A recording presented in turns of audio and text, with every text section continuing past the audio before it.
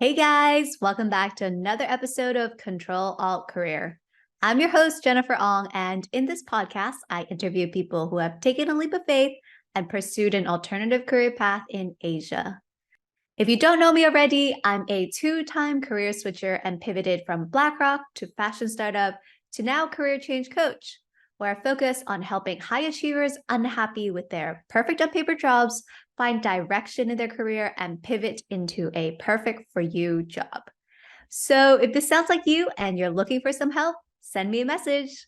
All right. In today's episode, I have the pleasure of speaking with Yuan, the founder of Rocket Academy, which is an online coding bootcamp that helps train people to become software engineers. Before he founded Rocket Academy, Kai actually graduated from Stanford University with a degree in computer science and actually had quite a few internships as a software engineer at prestigious big-name companies like Alibaba and Facebook. When he graduated from school, he actually chose to join a health tech startup in Silicon Valley called Nuna, as he was very much attracted by their mission to build a product that can really change people's lives.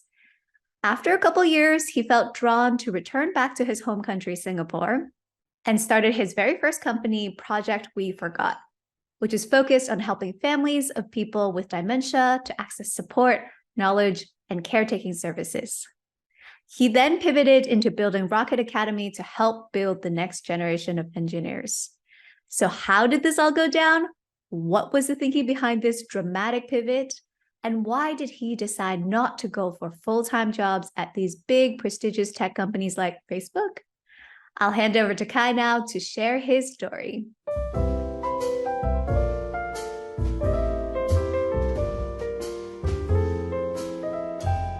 Welcome, Kai. Super excited to have you on the podcast today. Thank you for having me. And so I thought I'd start off at the beginning, thinking back at the early days of your career. I know when you graduated, you went and you started your career out at Nuna, which is a healthcare data storage type of company in SF. Yes. I would love to hear your thoughts, because Nuna may not be one of those super well-known type of companies. So when you were graduating, how did you make that decision? Yeah. When I was going through university, and I can talk about each of my internships, and I talk about each of my the decision to join that first company after I graduated.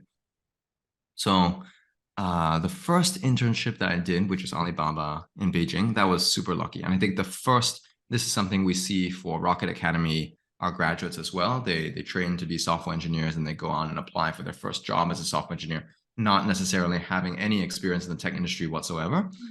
And the first one is always the hardest because you don't have any track record on your resume to say I can code or I can work as a software engineer, yet you are applying for a software engineering job. And it's the same thing for university students when they apply for the first internships. And it's the same thing for me when I was applying for my first internship after just doing those introductory computer science classes at Stanford. I was lucky at the time, actually, that Stanford had a program with a few companies in China. Alibaba was one of them, where they were trying to do more cross-cultural exchanges, and this internship program was one of them. And I was lucky to be accepted into the Alibaba one. So applied and then got a chance to spend a summer in Beijing, which was great, getting to meet the Chinese engineers who were super smart from some of the great universities in China. And so, and then learned a lot from them. They were actually studying, interestingly, when I went there, they were studying machine learning classes from Stanford. So some of the engineers there were like watching the videos and doing the homework as well, which is interesting. I think now China's caught up and it's probably, where it's the other way around. But at the time, that was interesting to have that sharing and learning from them. And so that was a great summer, but I felt like I wanted to work in Silicon Valley after that. And so during that following school year, I applied and was accepted to internship at Facebook.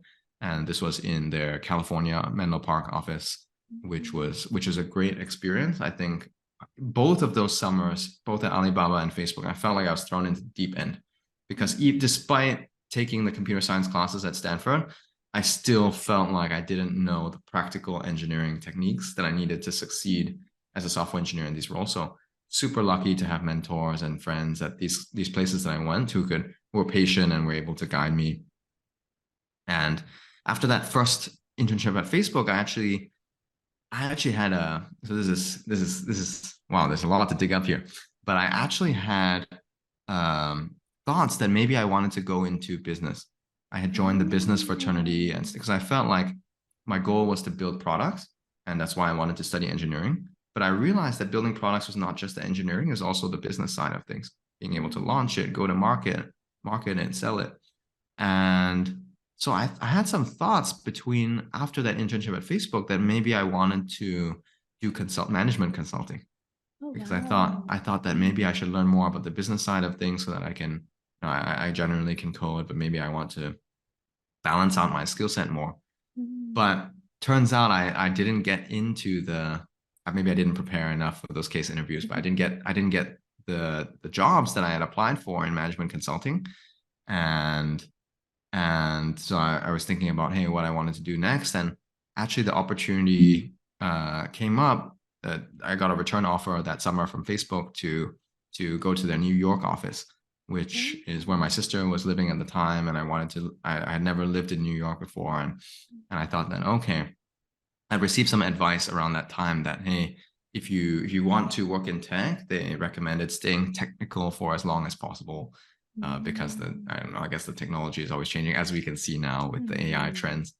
And they're saying, hey, you want to stay technical as long as possible because that will give you leverage in the future. Like if you ever need to go back to a technical role, you're managing a technical team. And so I decided actually to go back to Facebook, but in a different office, working on a different team. Ended up working on the iOS team the second summer in New York, which was an amazing experience. Some of the best engineers I've ever met. I felt more comfortable learning things, although I still felt like I was it was my third internship, and I still felt like I was being thrown into the deep end. Like I don't know, because I was on a new team working on new technologies, iOS at the time, you working in Xcode, and I And still felt like, I actually think that that's so interesting because I think so many people would think that like, oh, if I go back to school, I'll be well equipped for the workforce or like this new job that wow, I'm going to go into. And you it was not the realize that case. actually, yes, you learn so much of it on the job. And what you learn in school may Yes, give you the basic tools necessary to yes. then learn what you need to learn at the job Even itself. after 4 years or even 5 years for me of computer science education in university at Stanford, no less, I felt like I was thrown into the deep end, And that's and so had to learn so many things. incredible to And hear from you. Yeah. these are not academic things that I was trying to learn. It was relatively simple things, like when you see an error message, how do you work backward to figure out what the problem was, still working on my debugging thought process and strategies in that third internship, right? And so after that internship, there were a couple things that happened. And so we were talking about the transition from working at Facebook to working at Nuna. There are a couple things that happened.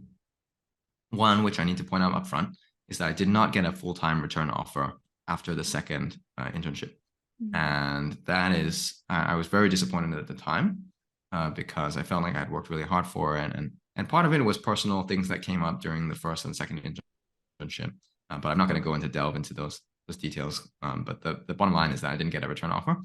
And my manager was supportive. He said that he had actually recommended me, but the overall team had not decided to follow through. And in a way, in several ways, I think it was a blessing in disguise. One is because I actually had not intended to go back to Facebook after I graduated, even if I did get a return offer. I had been thinking I wanted to join a smaller company to get a sense of how the business works more broadly. I wanted to, because I knew that I wanted to build products of my own, and I knew that required a well-rounded skill set. So I wanted to join a startup to get more exposure to that. And during that year after the internship, as I was looking around at the different opportunities, I'd been at Stanford for 5 years because I stayed around to do an internship. To do a master's program. And several of my friends had left Stanford after the undergraduate program after 4 years. And several of them had joined this company called Nuna. These are my friends in computer science who I respected a lot, who were better at coding than me and were always like more advanced than. And so one of them was my close friend, and he mentioned that they were hiring at their company called Nuna for entry level engineers. And at the time, I must set this context.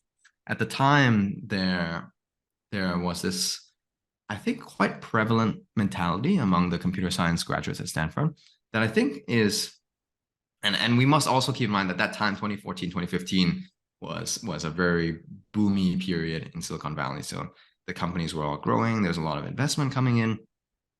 Snapchat had just gone from zero to hero from 2013, and they were just like taking off.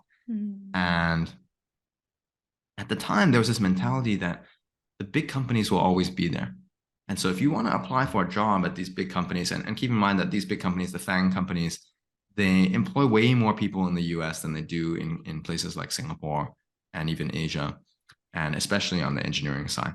And so there wasn't a sense of there was actually a sense of abundance mindset. Not like in Singapore, it's like, oh, okay, if you get into the FANG company, it's like, wow, super special because they're only hiring very, very few roles here. But over there, especially at the time, there's a sense that, wow, everybody is working at these FANG companies. They're so huge and they're hiring so many people.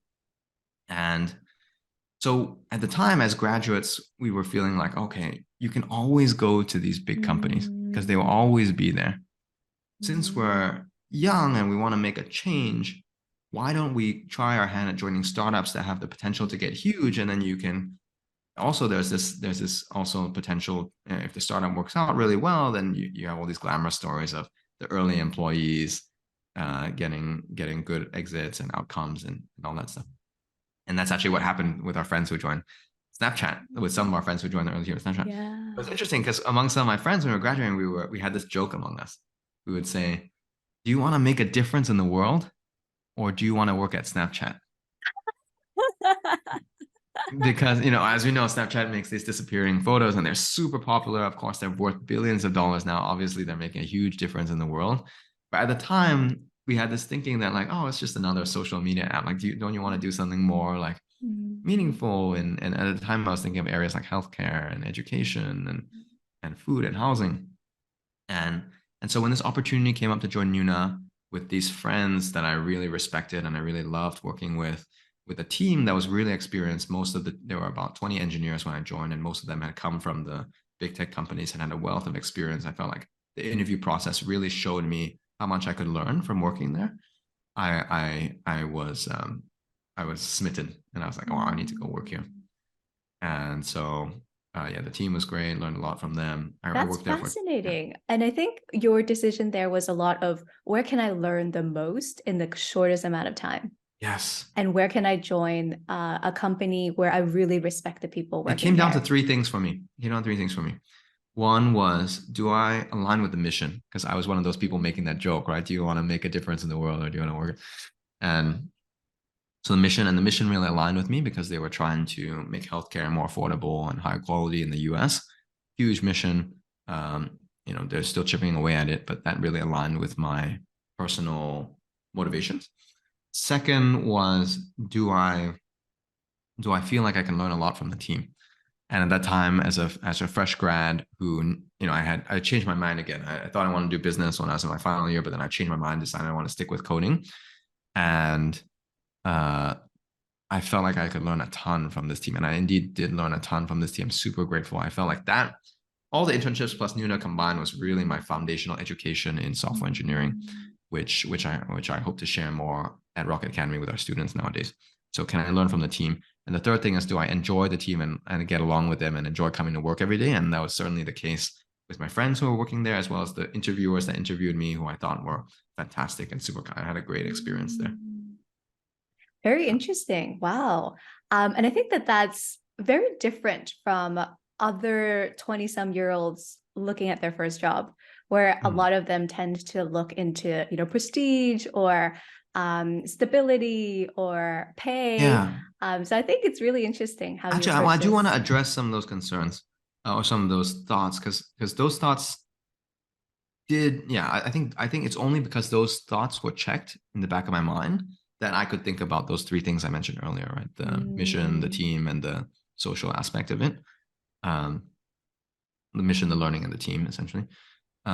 Prestige, I think at the time there was a friend at Stanford that was compiling, his name is Chris, he was compiling a list of, because we were saying earlier, FANG companies, we felt like they were always hiring. And so there was this friend at Stanford who was compiling a list of the breakout startup companies that were showing promise and growing quickly.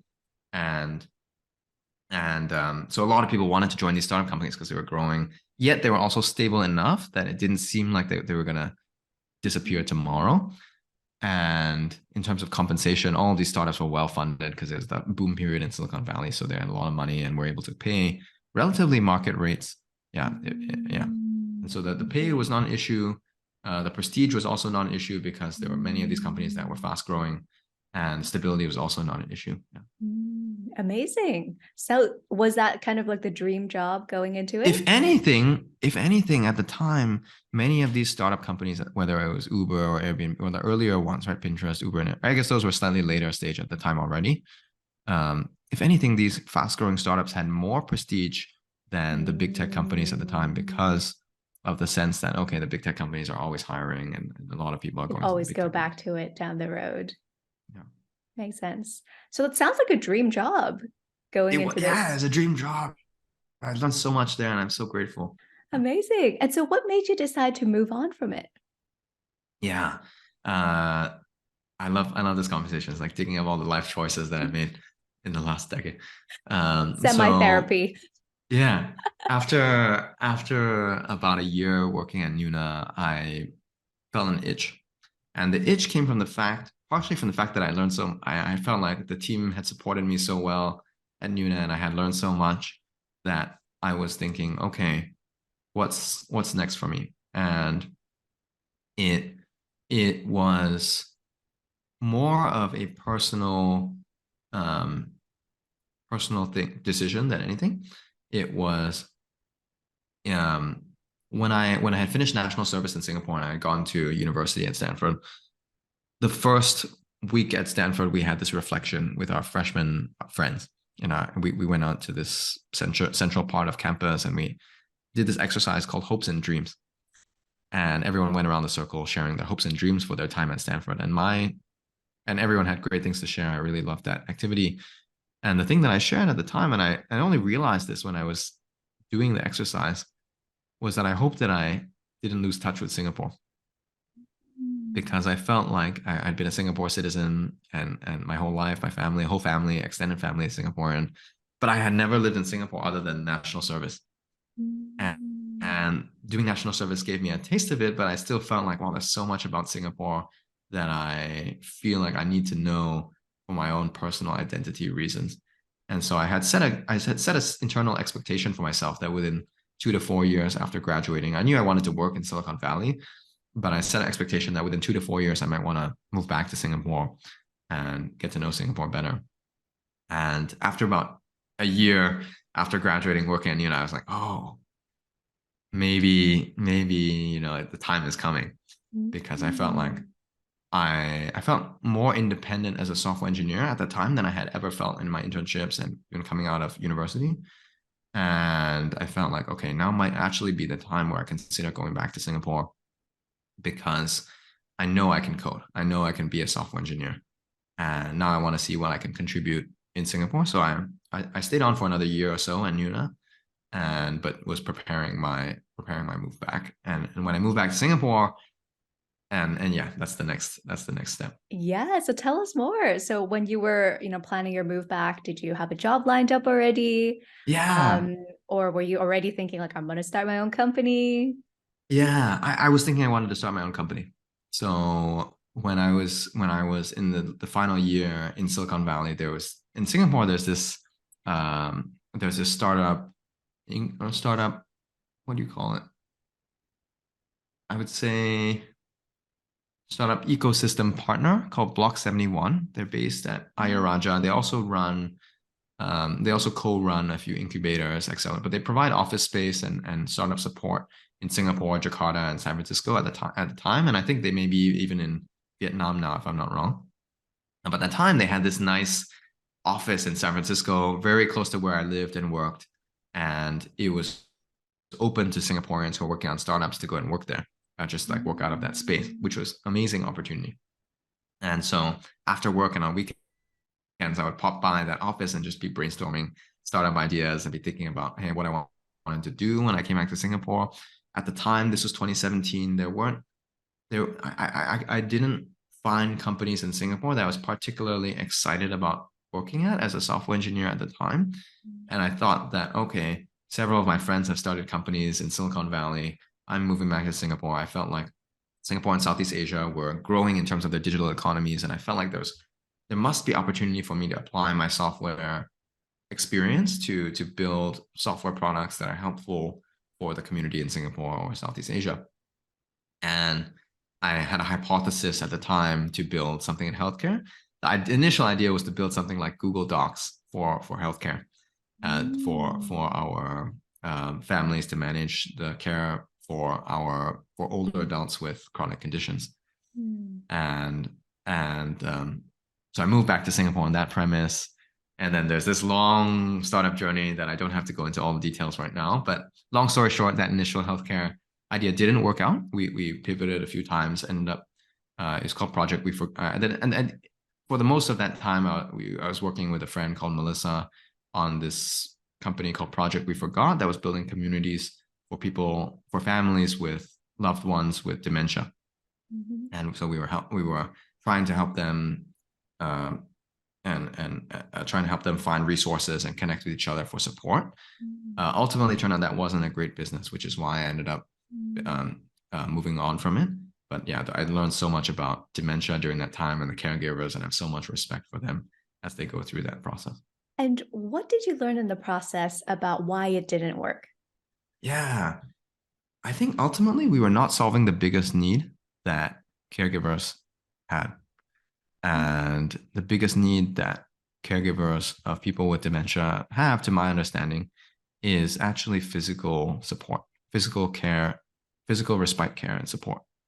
So essentially someone like either whether it's a helper or someone who's an ad hoc nurse who can come in and physically take care of the person who cannot take care of themselves anymore, so that the caregiver can have respite, so that they can do things with their friend, not feel like they need to be taking care of someone else full-time 24/7. And we were not providing that. There were other companies that still provide that.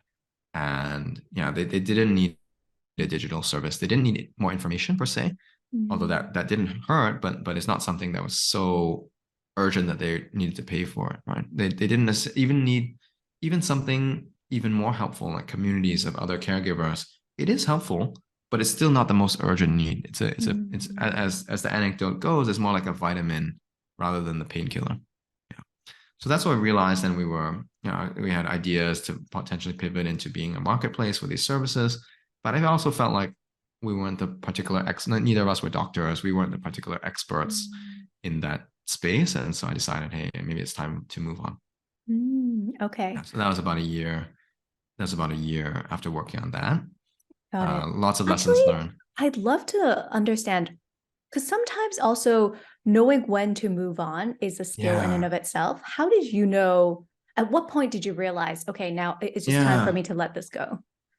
Yeah, I think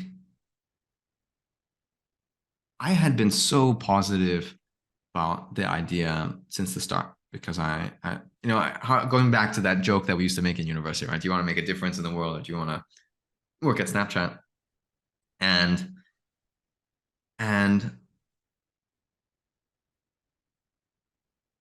I had felt like we were really digging deep into real problems that we had, that our community had, right? Like taking care of someone with dementia is no small feat, or it's actually really challenging, because at the same time you love them because they raised you, but at the same time their needs are so great that you really need support to take care of them.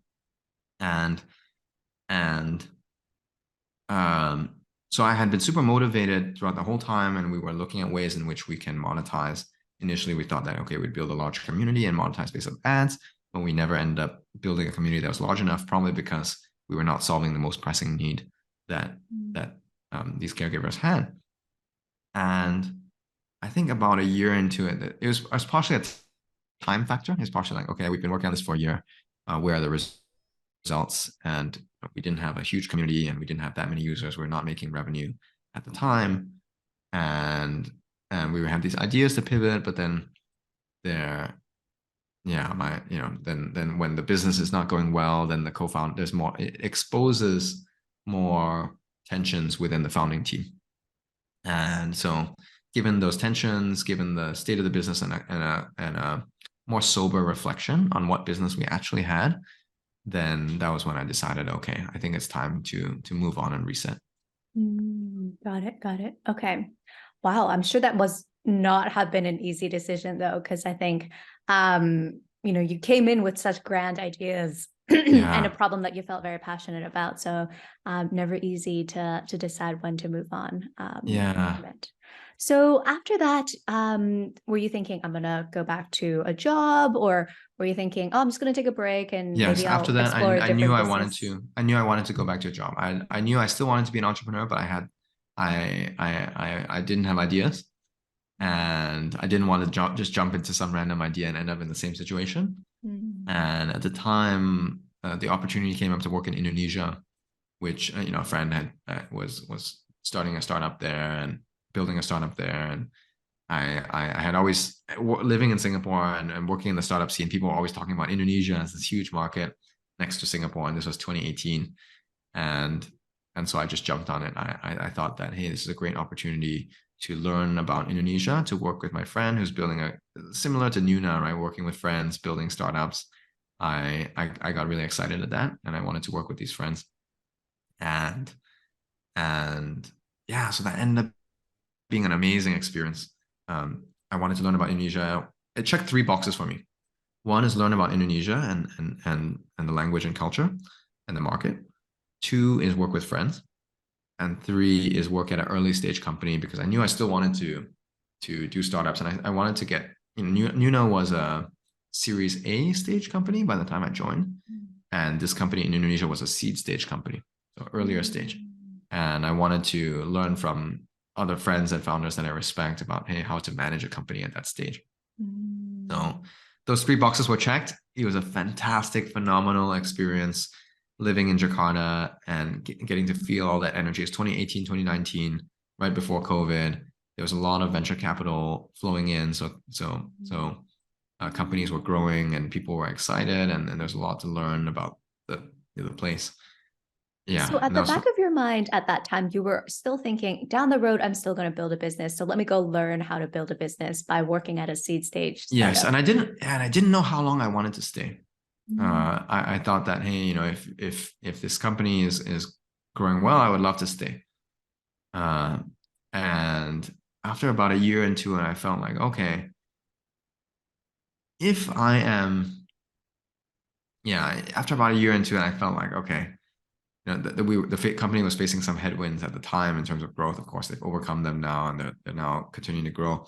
But I felt like the engineering was relatively stable, and I wasn't able to contribute as much on the business side at the time. So I felt like, okay, maybe it's time for me to come out and explore ideas of my own again.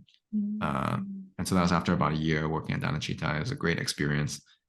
And so I spent a few months after that actually talking to founders, talking to investors, still in Indonesia. My intention was to build a new business in Indonesia. So I had stayed there. I had continued taking Bahasa classes. I had gone and met other people in the ecosystem, which actually was a great investment, because many of those friends and investors ended up investing in Rocket Academy when we started that, even though it was in Singapore. But yeah, that was another discovery phase.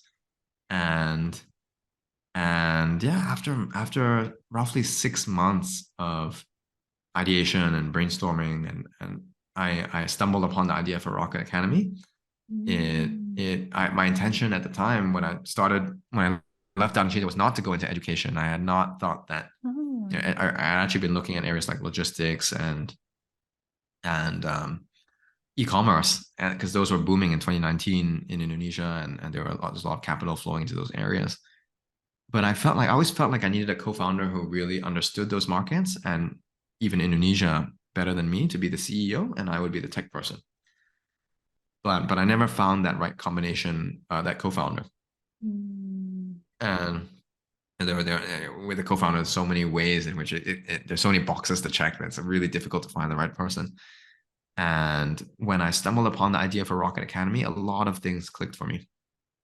It was a TechCrunch article about a online coding bootcamp called Lambda School in the US that had just raised almost $100 million in venture Wow. capital. And I was thinking, wow, nobody's doing this in Southeast Asia at the time.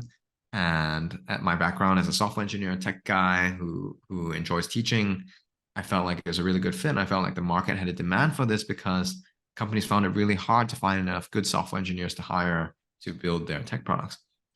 And I felt like existing schools, whether universities or boot camps, were not producing sufficient numbers of people of the right quality to fill this demand. And so hence I got started on Rocket, and it's been the journey since then. Wow, that's incredible. I'm interrupting my very own episode to let you guys know about my career coaching program that's designed to help you go from lost and frustrated with your corporate job to living and crushing it in your dream career. So if you're feeling unfulfilled, despite having that perfect, prestigious, high-paying job, or if you're someone who's great at chasing and acing other people's dreams but have no idea what your own dreams and goals are, well, today you're in luck. I'm sharing my 3-step framework to help you find your passion and get career clarity. If that sounds like something you would want, check out today's show notes to download the free guide now. All right, back to the episode. And I guess, how did you get started with Rocket? Like, you had this idea that you're going to build this boot camp.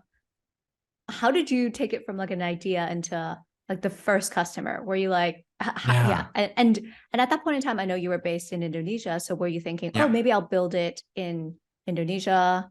Or were you already thinking, oh, maybe Singapore is the right market, time for me to go back to Singapore?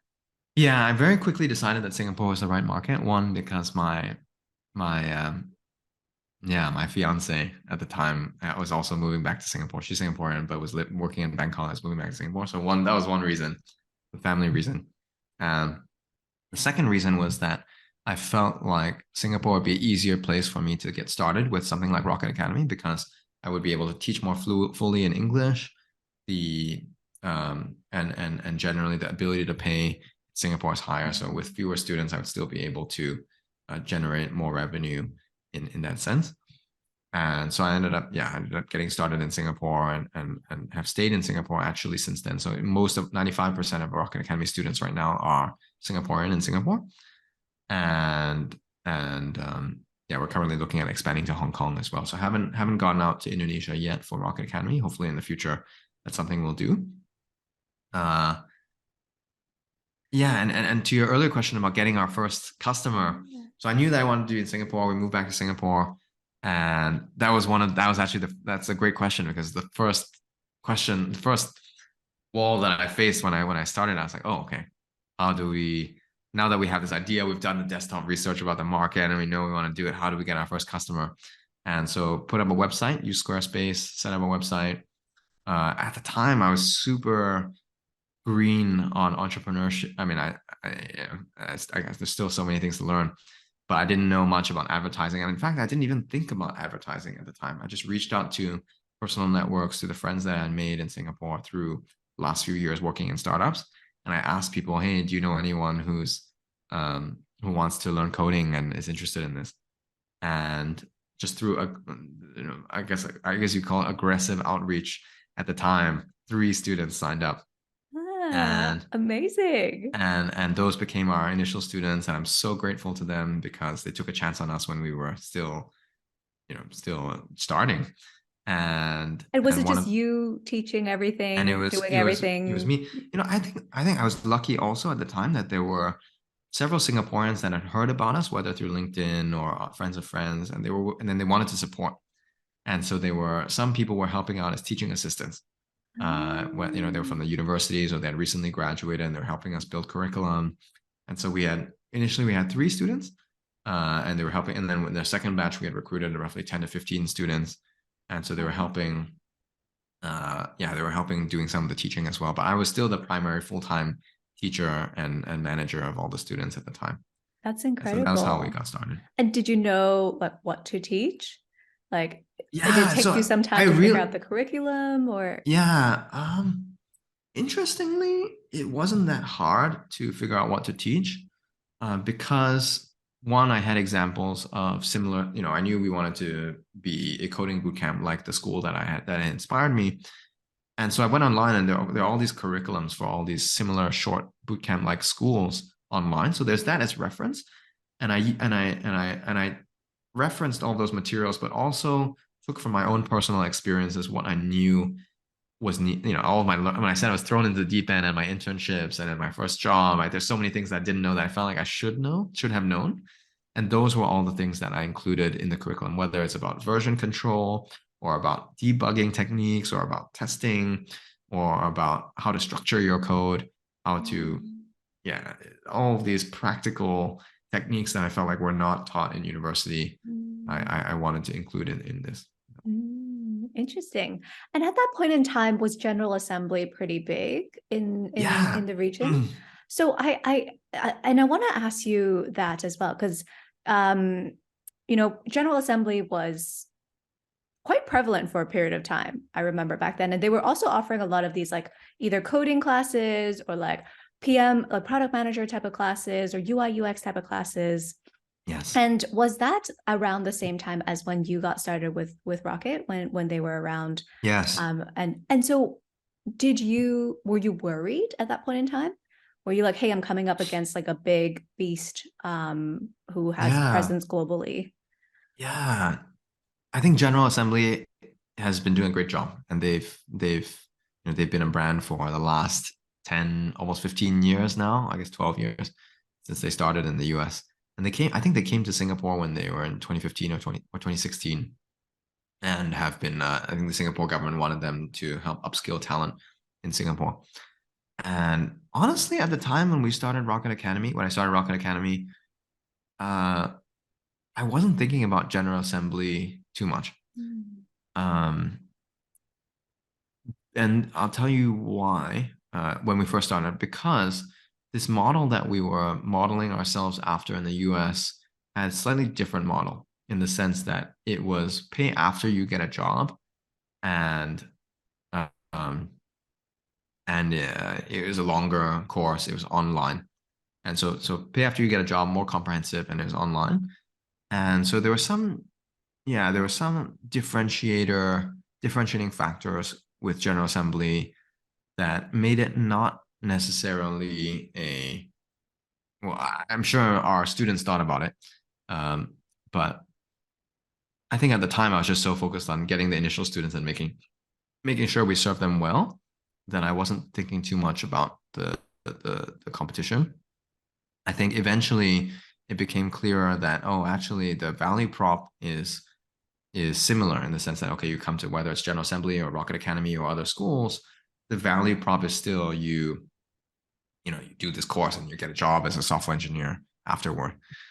And I was fully convinced at the time, and I still am, that we can offer a better experience and a more comprehensive experience and a more valuable experience for our students. At the time, the value prop was there was incentive alignment, right? You pay after you get a job. We don't do that anymore because it's difficult to collect money after people graduate.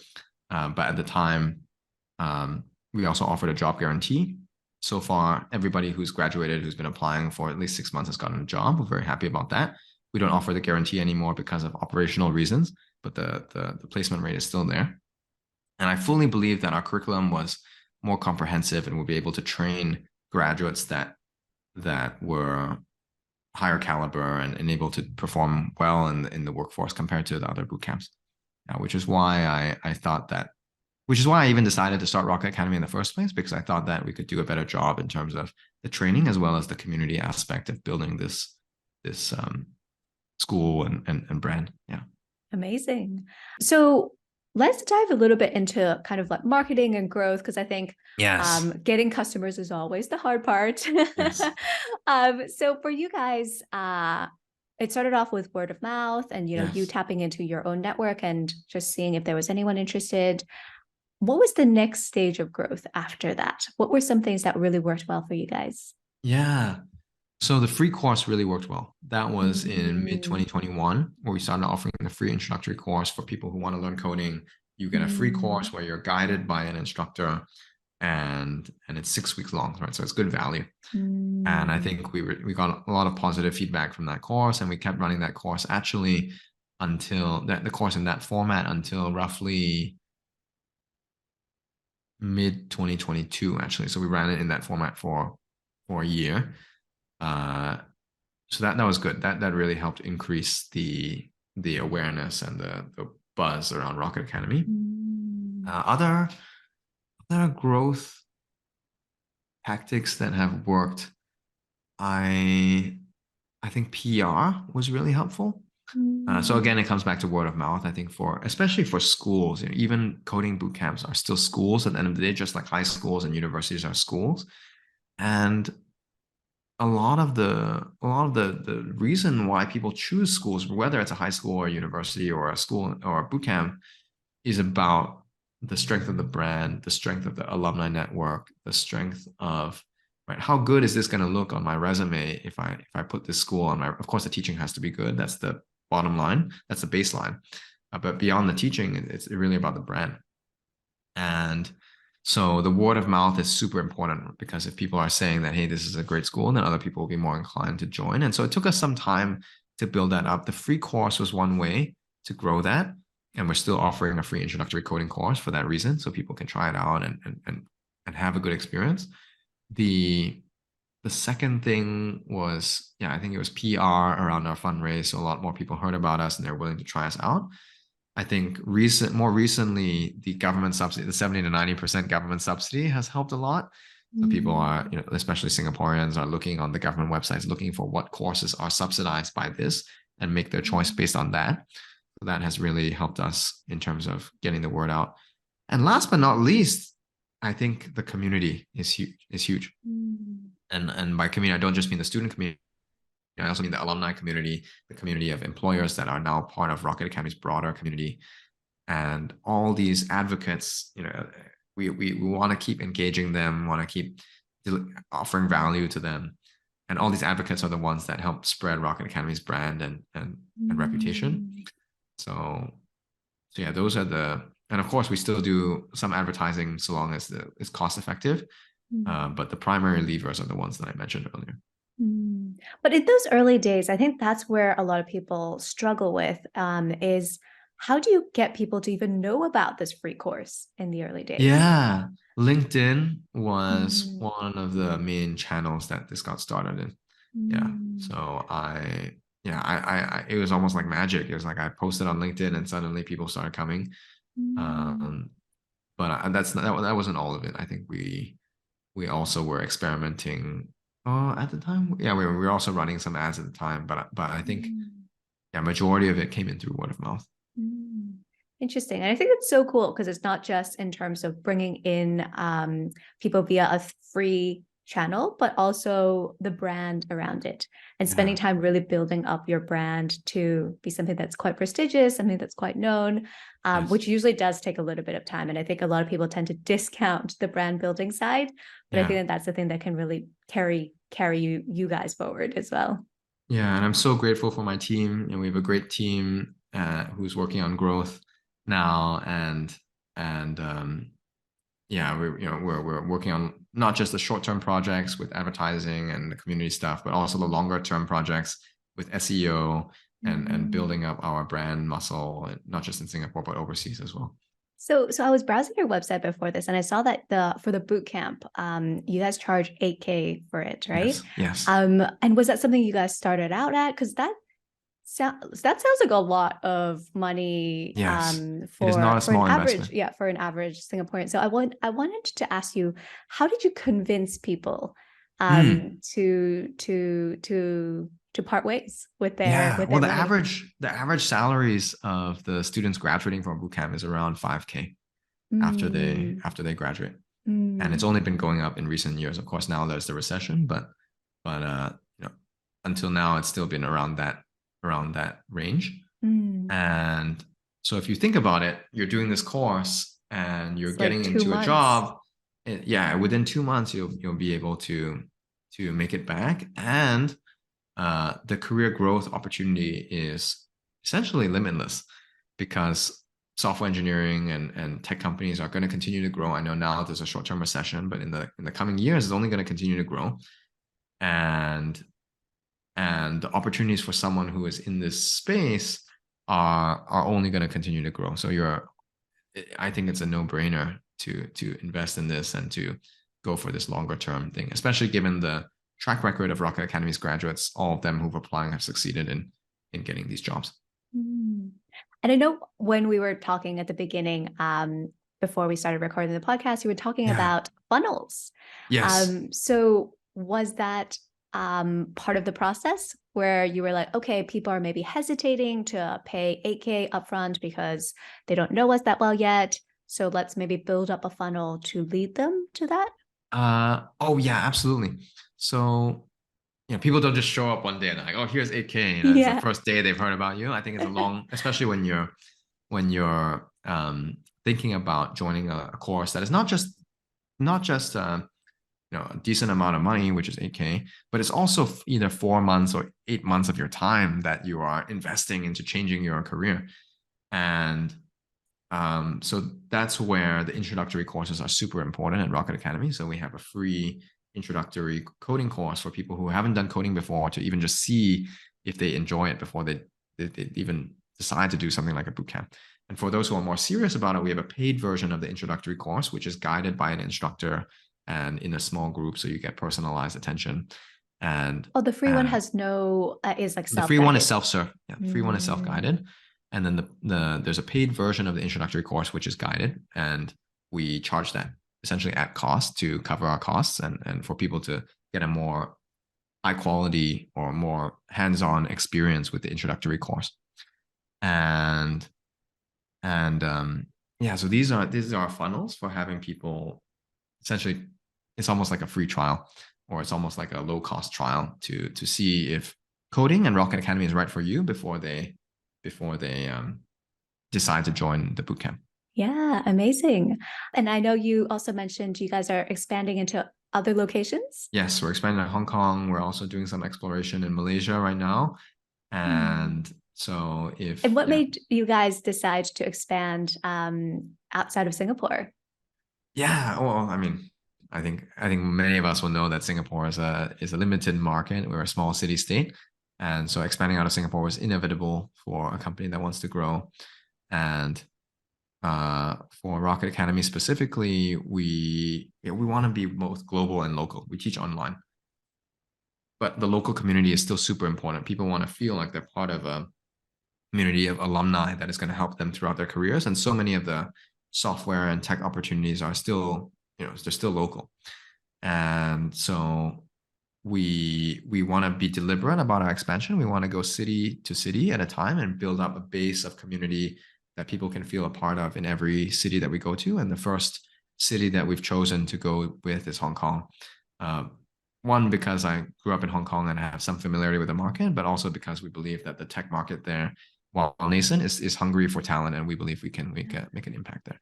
Definitely. So moving on to the last part of the interview, which is a little bit more personal. Yes. So one question I do ask all of my guests is, in the Western world, they always say, follow your dreams, follow your passion, and eventually the money will come. But in Asia, I think the mindset is very much like, let's do something practical. Let's pick a career path that is very lucrative. Yes. And you can spend, time on the side doing the things that you love.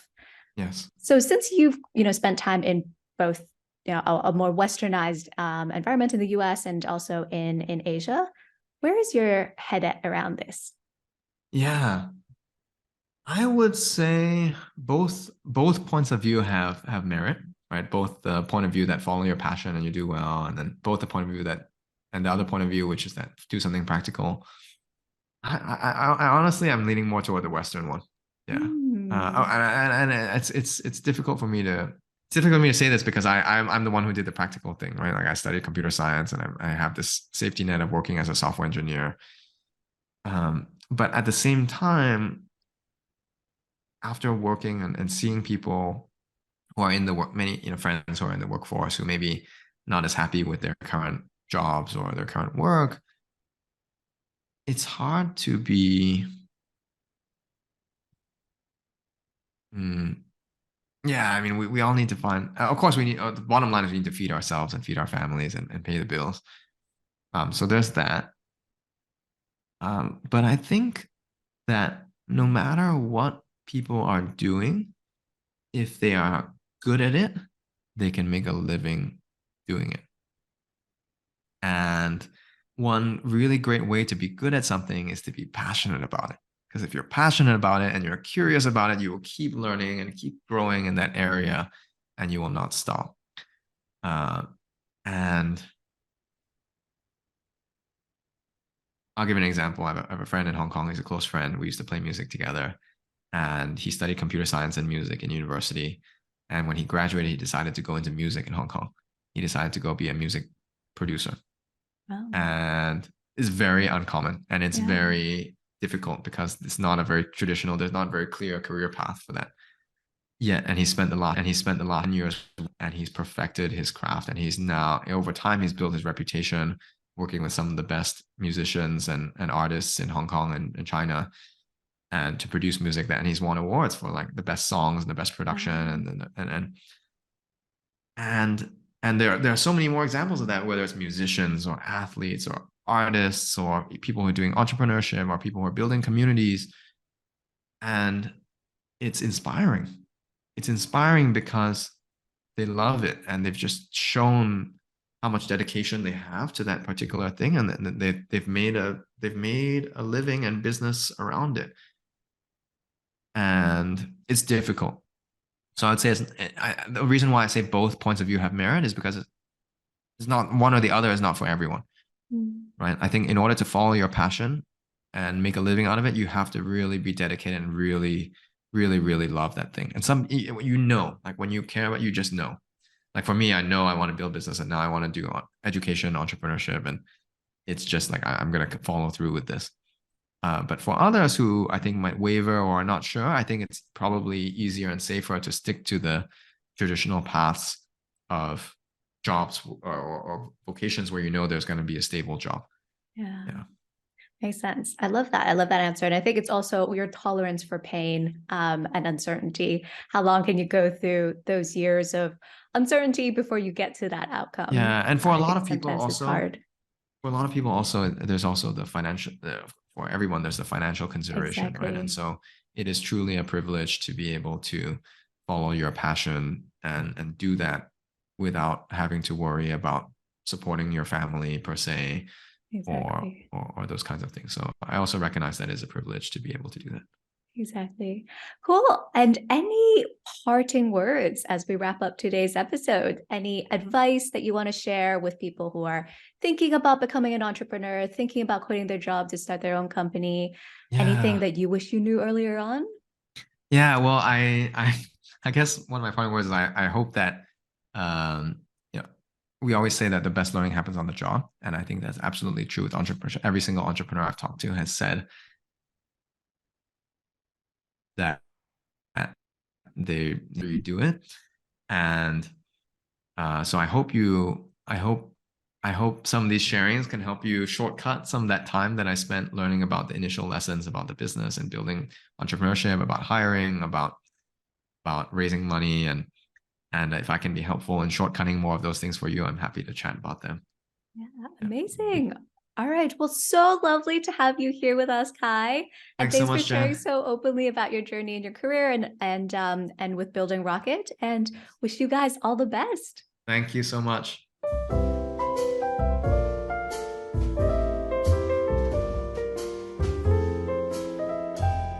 And there you have it, my conversation with Kai. Here's a couple key takeaways that I got from this conversation. 1, when looking at a first job after graduation, think about your personal mission, what you want to learn, and the team dynamics. For example, whether or not you would enjoy working with the team. These were the aspects that Kai was looking at before deciding to join Nuna.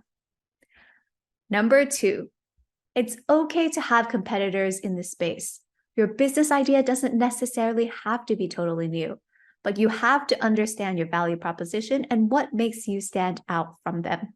With Rocket Academy, Kai took reference from both existing schools and boot camps and from his own personal working experience to build a unique curriculum. And number 3, tapping into your network is super important as an entrepreneur. This is a similar message that was shared across a lot of the founders I interviewed in this podcast. And with Kai, Rocket Academy's first 3 clients were actually from him aggressively contacting everybody he knew to see if they might know someone who would be interested in learning how to code. Number 4, beyond the product, don't ignore the importance of building the brand and community around your business. And lastly, number 5, the best learning happens when you are doing. So put that book down and start executing. If you want to learn how to build a business, the best way to learn it is just by going ahead and actually building that business. And that's it for this week. Thanks for tuning in to another episode of Control Alt Career. Check back in 2 weeks for my conversation with Sabrina Joseph, the founder of Hunt Street, which is a secondhand luxury fashion company in Indonesia and Singapore. So make sure you're subscribed to my channel so you don't miss it. And if you liked today's episode, I'd so appreciate it if you can leave me a rating or a review wherever you get your podcasts. And share this with a friend who maybe isn't so happy with their corporate job and need a little extra inspiration. Thanks so much for tuning in, guys. I'll see you guys back here in 2 weeks.